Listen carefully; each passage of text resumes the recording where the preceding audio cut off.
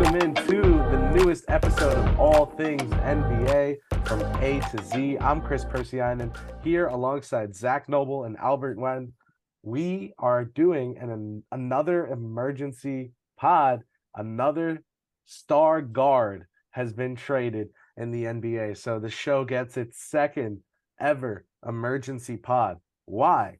Because the Philadelphia 76ers are acquiring Marcus Morris, Nick Batum, Rob Covington, KJ Martin, draft picks, and a pick swap, all for Philip Petrusev, PJ Tucker, and James Harden.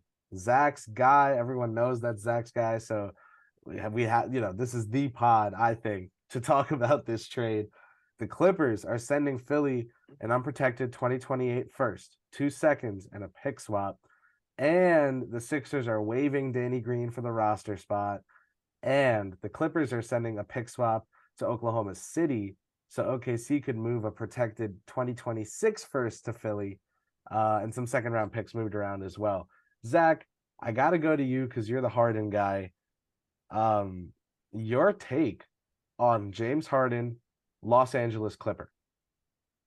The man gets what he wants. He's a magician, that's for sure. You got to give it to him. But Morey, I was pretty impressed with how quickly he got it done. That's one thing. It's like, we're going to take a couple months yet. Was he going to get this done in the summertime? When was this going to get done?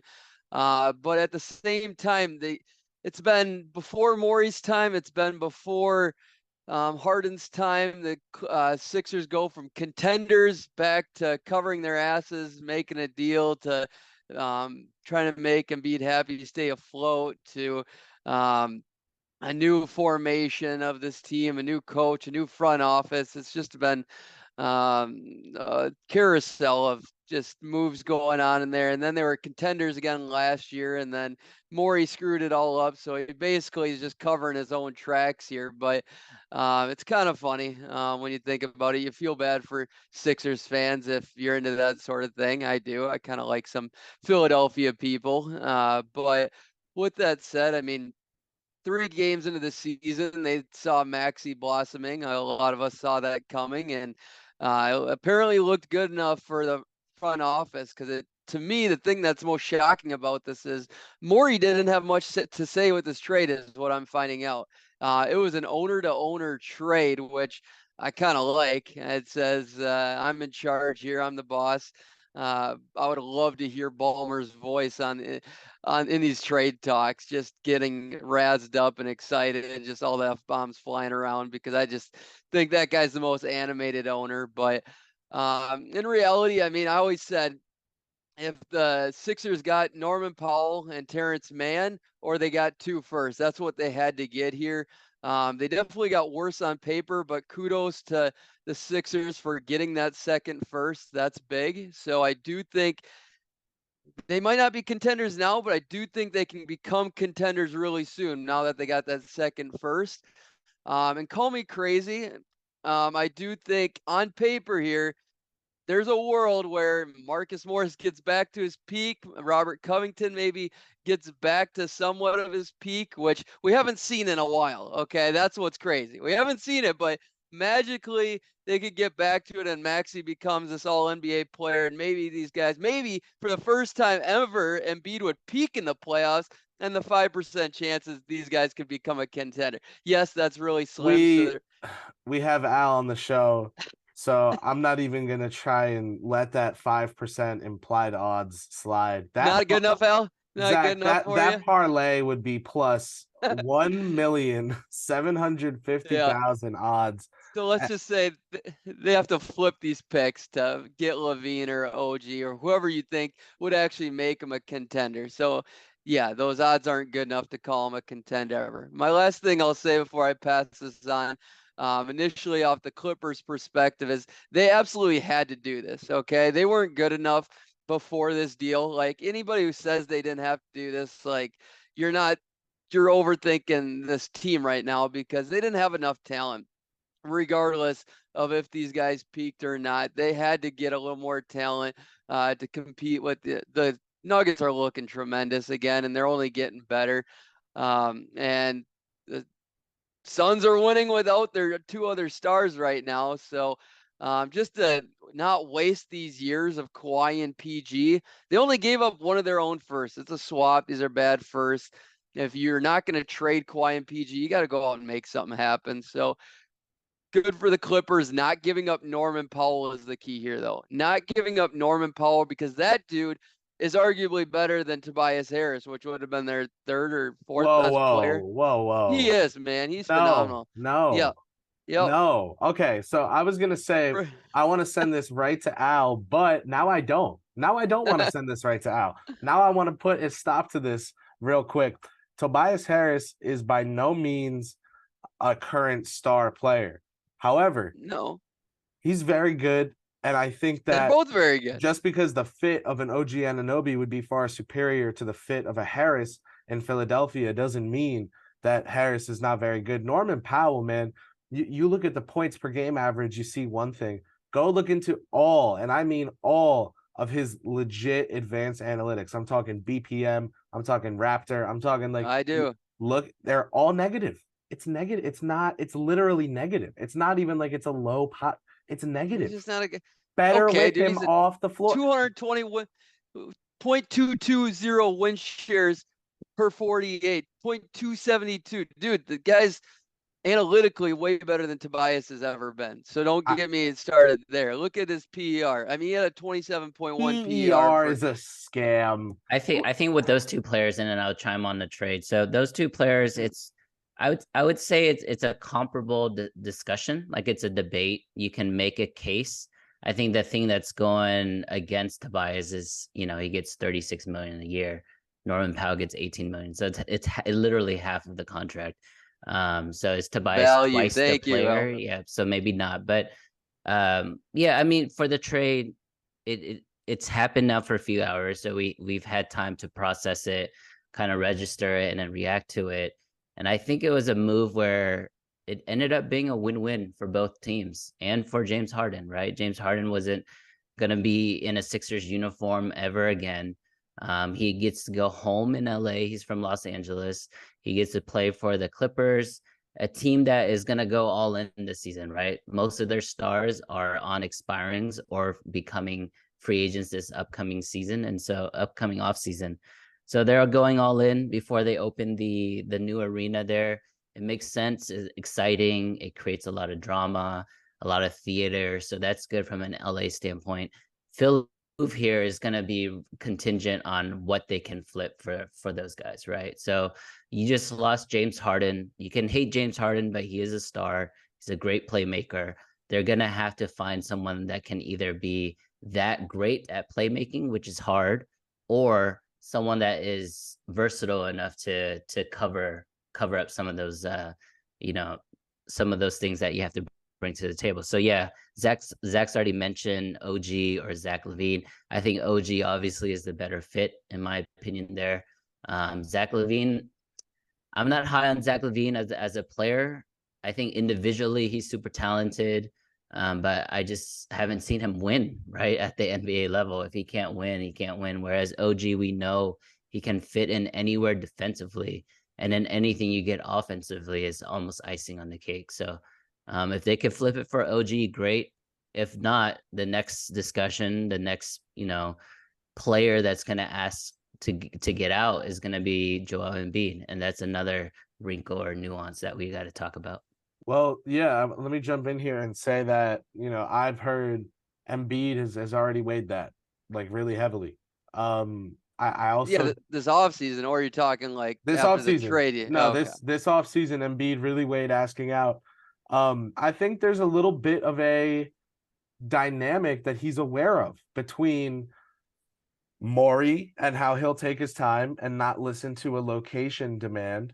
So is it worth asking for a trade when, while you're waiting for Morey to do all that, the whole city of Philadelphia turns against you?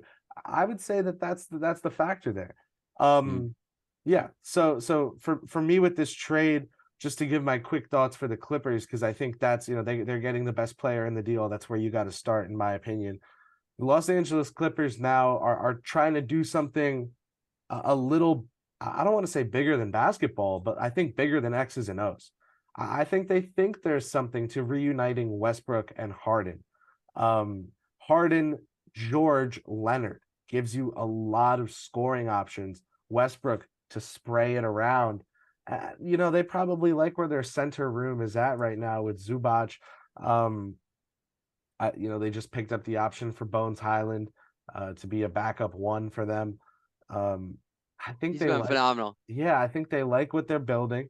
I think they finally are at a point where they're maybe not in love with every single guy in the building, but they do think they have the skeleton at least with a couple limbs filled out of a championship contender. Maybe there's another maneuver or two left in them to tweak fits, right? Maybe they take a talent downgrade somewhere, or they use some picks to replace KJ Martin, whatever it is that's going on. They We might make also tweaks. can't let them get off the hook, man. Because at the end of the day, if you're a team that gives up, I don't know, 8 first-round draft picks, you better have a good team, right? Mhm. They have Right. 4 great They're names. they're They in. have an awesome, secondary guards with Powell, Mann, Bones Highland. Yes, so like it's like I said, they better have an awesome team. They've given up the most draft capital I can remember out of any team. So that part is the talent part is not the question. It's really like roster building, roster construction moving forward, right? So let's say if it works this year, they get to an NBA Finals, win or lose, they get to a Finals, which is an amazing feat, right, for a Clippers franchise.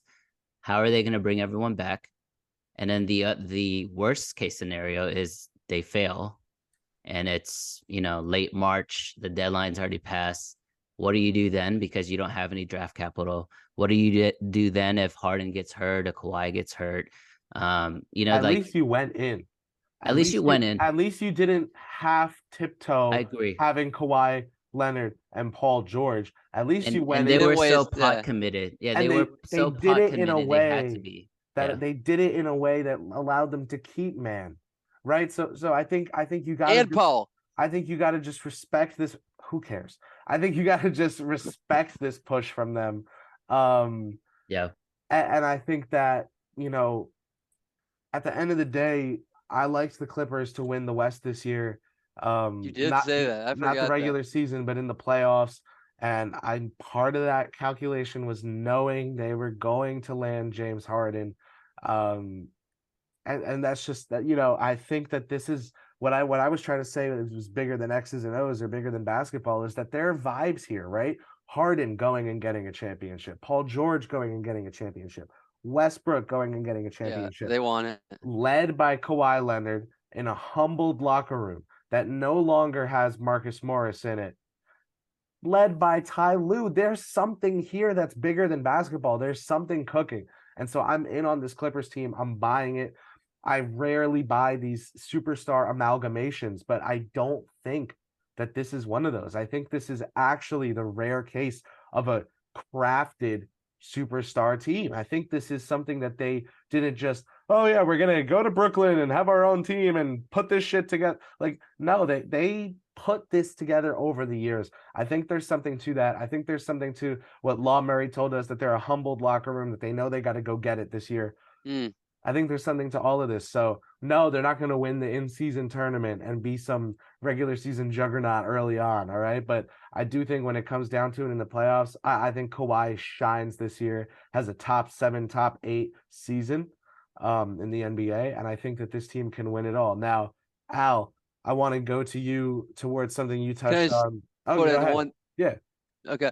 To your point though, of why they're going all in and whatnot, and why the roster construction actually fits is, I mean, you got 2 of the most versatile scorers the game has ever seen in PG and Kawhi. Like, those guys don't need a ton of usage. And anybody who says that Harden and Westbrook didn't work wasn't paying attention. They were phenomenal in the regular season.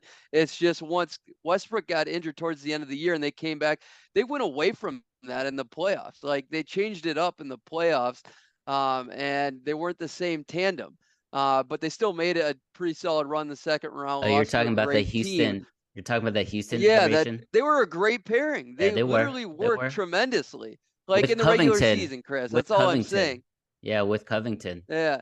I So I get the it. question for you two would be, my only thing here, like I think the team is built very well. They're gonna fit amazingly, and it's never not worked for Harden at first with the team. It's 2 years in, or a year and a half in, with the new team. Like they've always worked immediately, every new team he's been to so far. But losing KJ Martin and Covington, and Marcus Morris, who's like that big body four that also can stretch the floor and defend multiple positions, even though those guys weren't good and they weren't using them for the Clippers, I think they might need a guy like that come playoff time.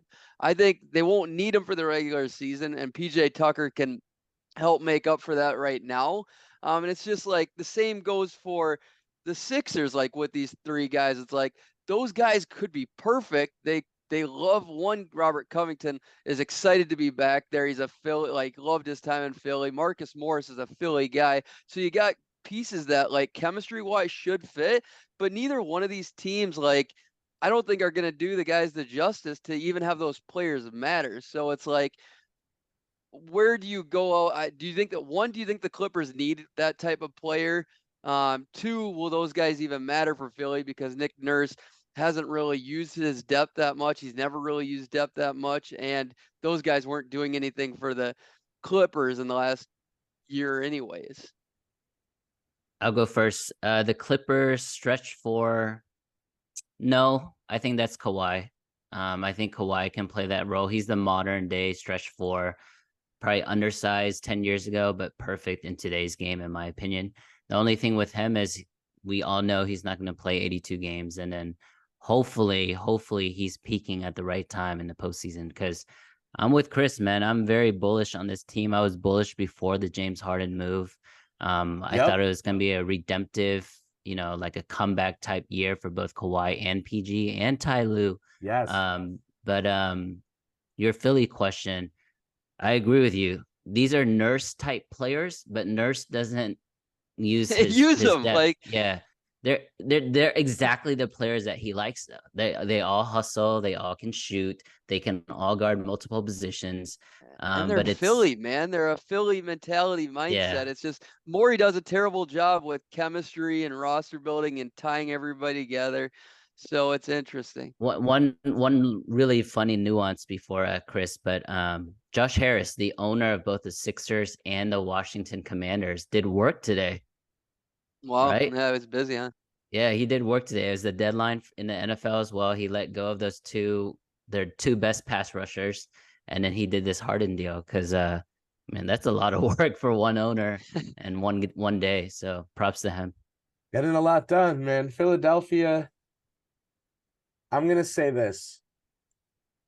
I've been told that Joel Embiid is interested in playing for the New York Knicks. Leon Rose and William Wesley were at his wedding over the summer. It was reported that that wasn't a nothing burger appearance, that there's something there. I've been told that Morey, is a big factor as to why Embiid hasn't asked out. He wants to go to Morey and ask to go to New York and get dealt to New York. He knows that won't happen. On the other side of things, Ian Begley from SNY has reported that Morey would be hesitant to deal Embiid up the highway to New York City. So I think Embiid is very aware of that and doesn't want to force his hand too much here. So you got to think about it like this. What doesn't start right isn't going to end right.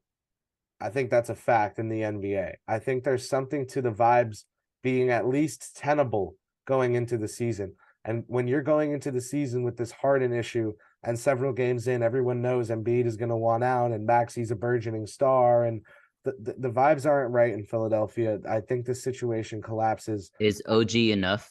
No, and I think this situation collapses in the offseason, but if you can move Tobias Harris and draft capital for OG Anunoby or whatever it is they want to do, I still don't love their setup. I love Tyrese Maxey. I had him 7th on my big board in his draft. He is not going to be an all NBA caliber player this season. He is not at the level of someone who can take that brunt of guard usage and give you a third, fourth round playoff team. Can the Sixers and their talent still muster up a second round appearance? Yes, but I don't think that they make it past that round. I think they if they make it to the conference finals, they don't make it to the finals. Like I just can't see it So going so well for let's them. let's exclude the Knicks for now, right? Let's say you are running the Sixers. What do you think you have to do to keep Embiid happy, but also to build around Embiid and Maxey to be a contender? Because Anunoby. the Philly fan base, they're not gonna go through another trusted process for 10 years. Anunoby. That's it. So Albert, you made a good point earlier when you said what the Sixers are missing is playmaking. And yes, I'm gonna push back a little bit, Kris. I agree that the vibes were sketchy coming into the year, but I think this team is playing awesome right now. So they are bought in. I mean, Embiid even looks amazing right now.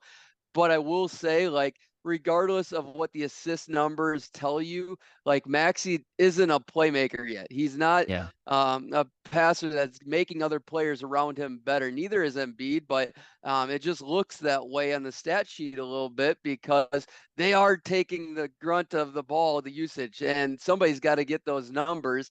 But it's not pretty. It doesn't get more players involved. Like Melton's deep diving this year right now. Melton's tanking, and you got all Pat Bev ain't doing shit. And here's the thing with the Sixers is if they're ever gonna maximize that 5% chance that I was even talking about earlier, is like you got to dive into the bench because that's these guys' strength. Their strength isn't their stars right now, like the Celtics and the Bucks. Their strength should be their depth, which they're not using and not growing and getting those guys better anyways. And so that's on Nurse to figure that out. But is there even a playmaker out there, Kris, you can think of that could become available? Because I don't know that fits with Maxey. Um, Uh I don't. That's so tough. I mean, Fred VanVleet, if the Houston I Rockets was keep sucking. I was gonna say that there's one guy that I can think of that I know is really good at pressuring the rim. He's not a shooter, but he's on a team with a lot of young guards. Oh, Orlando, somebody. Are we talking Jalen Suggs? I'm talking about a return, baby. Oh, wow. Fultz, there we go. I just, That's the first name that comes to my mind is is his Markel defense Fultz. good enough to be next to Maxey? I don't know if Ah, I buy his defense yet. he's good. He's good. I don't know who they That's could if you go get rid get. of Embiid. You got to get rid of Embiid in that case. You can Nah, also the Fred Van nah. Fleet angle is a little interesting because that's an ex Nick Nurse player, right? So you can look into kind of his triage of players Right. and the type of players and winners he likes.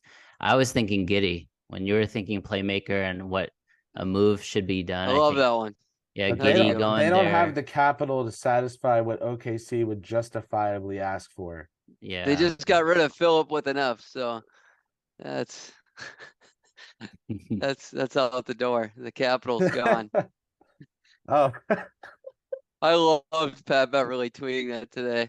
Oh, we got rid of Philip with an F too. Son of all right. Well, listen, guys, I want to take one more angle at this that I came into this episode really wanting to get from you guys day of the trade.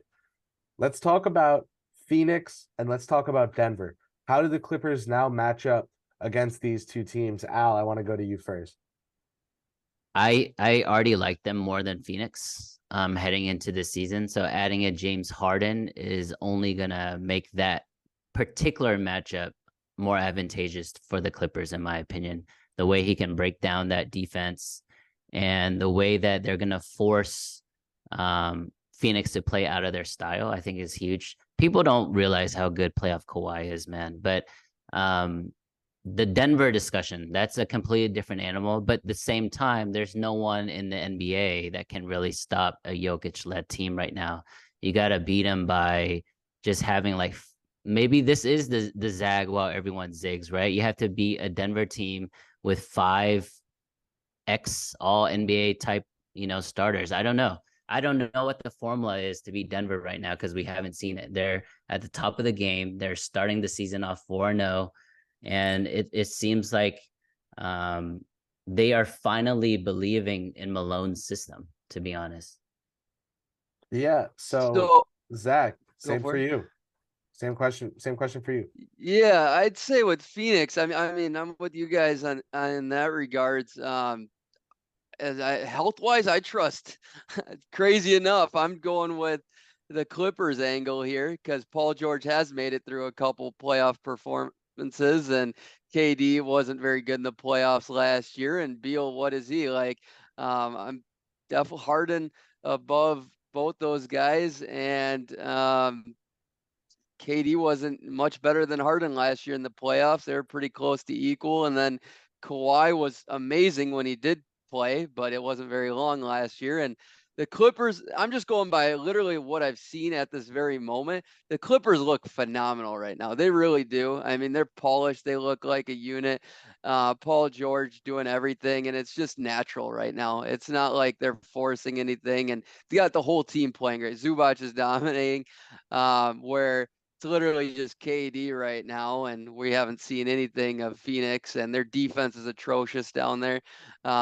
Yeah, I should say atrocious. It's actually been decent, but the shooting is what's been atrocious down there. Sorry, they can't shoot anything right now. Nobody on the team can. KD's like shooting, what is he, 27% from three right now, and that should be their strength to do anything.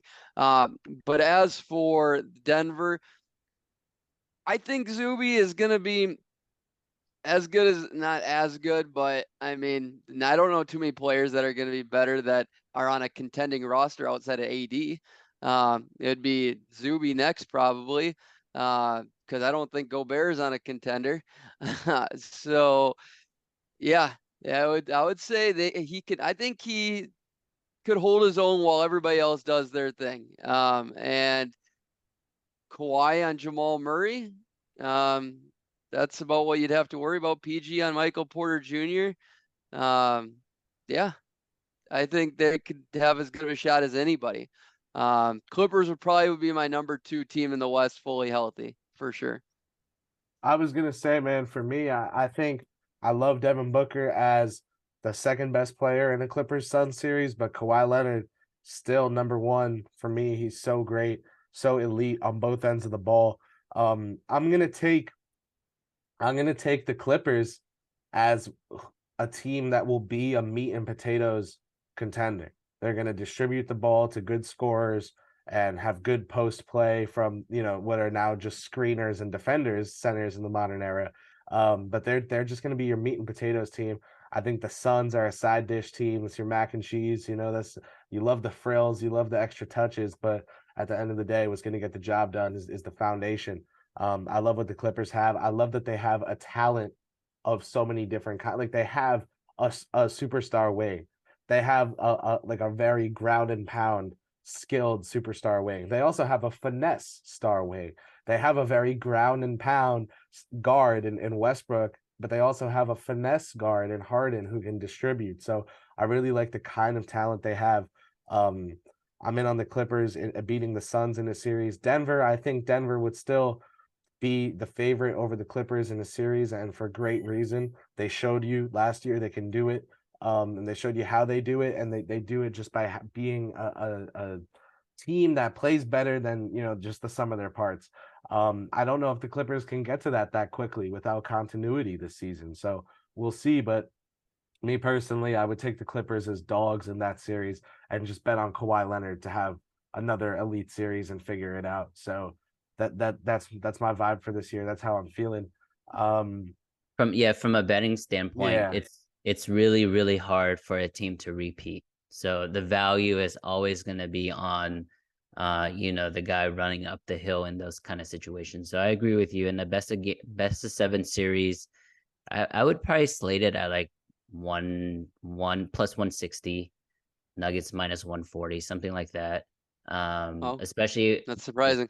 Especially if the Clippers finish like 2, 3, or 4, right? So I mean, man, I would love to watch that series. That series with a healthy Kawhi and a healthy Jokic going at each other would be amazing, playoff basketball. You guys know I'm very bullish on LAC this year. I'd love to see them be the first in-season tournament champions and set it off on a high. Guys, I'm serious. That would be so Russell Westbrook. and Harden for sure, and Paul George. That would be perfect for him. But here's my thing on that. As long as a legitimate team wins and other great players are trying in it, I'm gonna value it very highly. Obviously, not as much as a title, but I'm gonna value it all the time. And that's what it's made for. And it's gonna be, as at the end of the day, it all depends on how hard these guys are playing and how hard they're trying. And you got the Nuggets coming out 4-0, looking like polished right now. They're looking phenomenal. So I don't know if they kept that up. Maybe they're actually tuning up for this in-season tournament. One could only hope that they're gonna take it that seriously. Well, we'll keep everyone covered on that in-season tournament as we get takeaways from it. We'll keep everyone covered on these Los Angeles Clippers, on the Philadelphia 76ers, and I assume the teardown that's pending over there. But for right now, guys, this is going to wrap up our emergency episode. Let's keep going with the support for the pod, with the growth. We hit 135 YouTube subscribers recently, so we see y'all. We love y'all, appreciate it. Keep supporting, keep rating us 5 stars, thumbs up, subscribe, follow, you name it. All those things on all those Bang it. platforms. Have a great one. Enjoy the continuation of your NBA season and keep tuning in here to find out about all things NBA.